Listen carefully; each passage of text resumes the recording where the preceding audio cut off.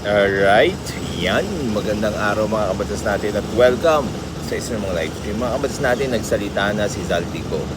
And of course, as usual mga kabatas natin, I have fearless forecasts again. Ito na nga mga kabatas natin, no, nagbi-meeting na lahat ng mga brightest minds ng Malacanang. Of course, including yung the best propagandista nila, si Attorney Claire Castro, para remedyohan yung damage na dulot nung pagsasalita ni Zaltico.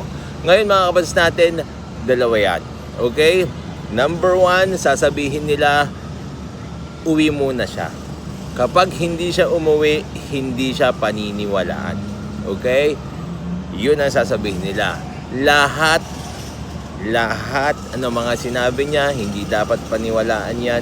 Kasi nga, kung talagang totoo yung mga sinasabi niya, uuwi siya at dito siya magsasalita.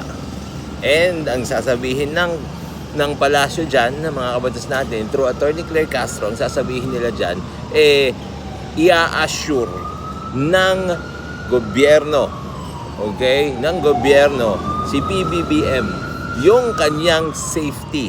Kaya dapat umuwi na siya. Kapag hindi siya umuwi, walang katotohanan lahat ng sinasabi niya. Number two, mga kabatas natin, Duterte, of course. Kinausap siya ng mga Duterte, lumipat na siya sa faction ng mga Duterte, kaya ganyan yung kanyang sinasabi kasi nga naipit na siya. Kasi nga nilaglag na siya ng gobyerno, nilaglag na siya ng kanyang mga kaalyado, kaya lumipat na siya ng bakod.